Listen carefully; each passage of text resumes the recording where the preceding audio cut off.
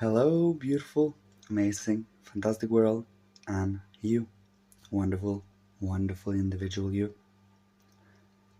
Today, I would like to speak about the more you work upon yourself, work inwardly and coming to master yourself through your thought, feelings, and will.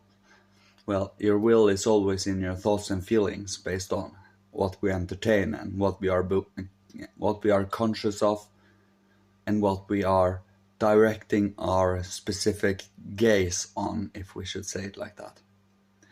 The more we slowly but surely let go of, and this is not something you do in a day, you do these things over a lifetime, or even further, many lifetimes. The more we are able to ennoble and purify both our behaviors, our interests, and our attitude towards the world and to others, being able to be more graceful and compassionate when it comes to other people's, struggles and strives. For when we see someone struggle and are in pain, we feel pain. If we see someone enjoy and succeeding, we feel joy. If we cannot have that within our own inner being, something is severely lacking. It is more or less insecurities or envy or such that often gets in the way of these things. Now, to be aware of what is grasping hold of your body now and then, what truly came to grab a hold of it, and using you as an instrument for whatever impulses come out of it, like envy as a perfect example. Out of these types of feelings comes the worst of thoughts, feelings, and actions. Because you are living within that atmosphere, more or less. If you are grateful for your life, for whatever you have earned in knowledge, for whatever you have experienced in both joy and pain, whatever you have come to know as life, as you, as a personality, is something to be grateful for. For when you are grateful for who you are, you never have that tendency towards the fear of lack.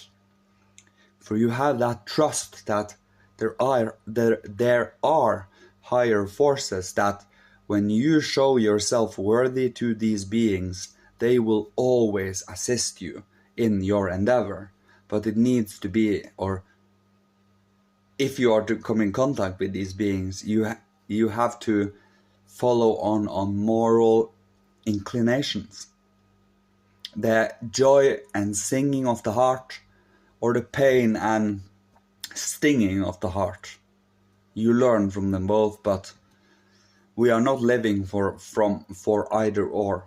We are living for the whole of everything we can experience. From the idealistic and down to the real, materialistic sense perceptible, to the architectural upbuilding forces of the spirits of wisdom, spirits of movement, and spirits of form.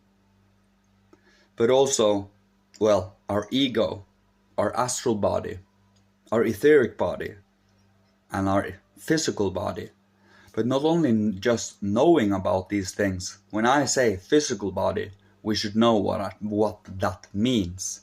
When we say etheric body, one should have the knowledge of knowing what that means. And the same with the astral and the ego. Our core, our center, our human. That is our ego, our I am. This I is what is working upon your thoughts, feelings, and will impulses. Without it, you will not be capable of uniting all of your faculties and sheaths. But by having your ego working upon all of them, over time, intellectual modesty and patience, and also awaiting orders and awaiting inspiration from the higher worlds. And as we say, it might take as long as it takes. And frustration and trials and errors always is part of this development. But if we are too afraid to even try or to even make an attempt to understand these things, and especially one's own behaviors, one's own traumas, one's own karma, and how it affects us from day to day, if we are not aware of it, we would never be able to work upon it, because we wouldn't know what to work upon. But by going inward, by observing oneself and holding oneself to the same standards one would, and even higher than one would another human being, try to be aware of how you feel when you are speaking, for that will color what we are saying in the first place. So by holding oneself strong to what is true, good, beautiful, moral, warm, compassionate, and uniting, what is harmonizing all of these streams of true goodness, love, gratitude, the more we immerse ourselves in these, the more we purify our being, because every little tinge of ungratefulness and such will taint our soul, will color our soul in a particular way. The more we give nourishment to that, the stronger it becomes. It is the same with gratitude. And as we all know, gratitude is not something we normally do nourish, is it? It is because, and the reason is gratitude, compassion, forgiveness, and upliftment through inner knowledge and insight is not given. It is something we strive for.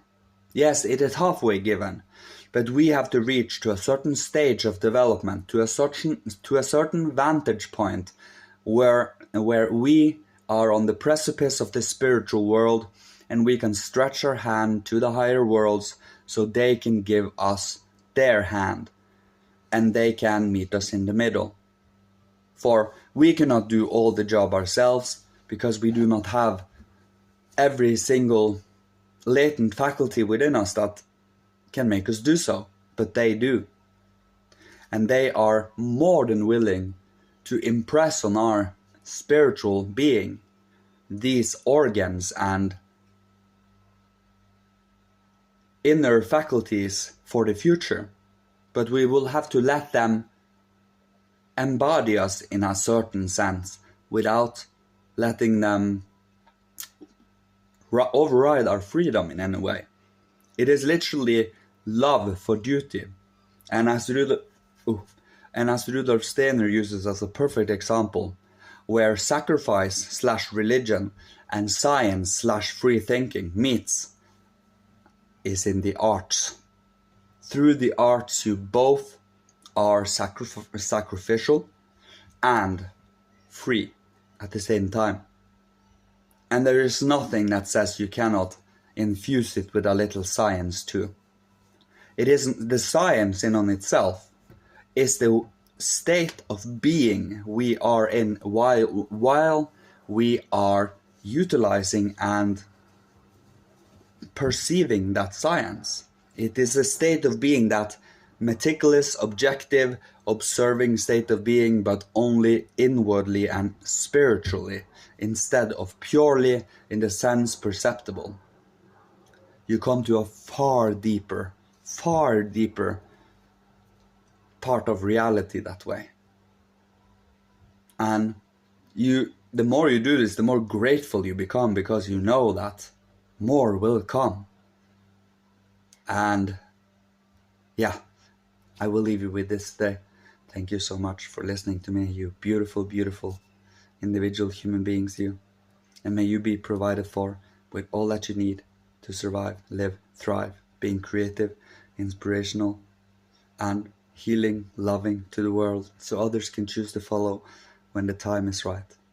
And may the Godhead bless you, and may the Christ help you with your redemption and your forgiveness and your warming up of your soul and emotions, so your thoughts also can warm up and become truly, well, inspiring and constructive and healing to the world, instead of truly just being part of the problem and bring about no solution or actions that might, well, move towards a future that is beautiful.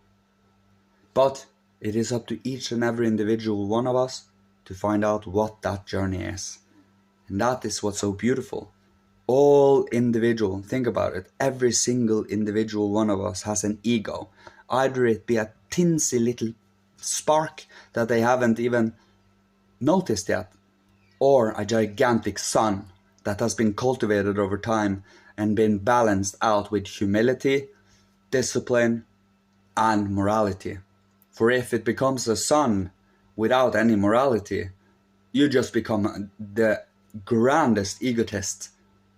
But if the sun is balanced with the other forces, the forces of good, the forces of self-worth, the forces of the true, the good, and the beautiful, that is when your soul, spirit, your whole disposition changes, and your interest changes, and your action changes, and your thoughts and feeling changes, and your perception becomes immeasurably enhanced, and your faith deepened to the core. And that is what I will leave you with today. May you be so blessed and protected by the higher worlds, the Godhead, Father, Holy Spirit, Christ, Michael, angel masters of all, ancestors from every incarnation, and whoever higher beings that are willing to support you and guide you and love you on your way, so that you can do that for yourself too. For by you directly working for yourself to become a better human being, you indirectly work on the world to do the same. For you, when you have changed to a certain point, you bring out healing forces to the world. And that is what I will leave you with today. Love you.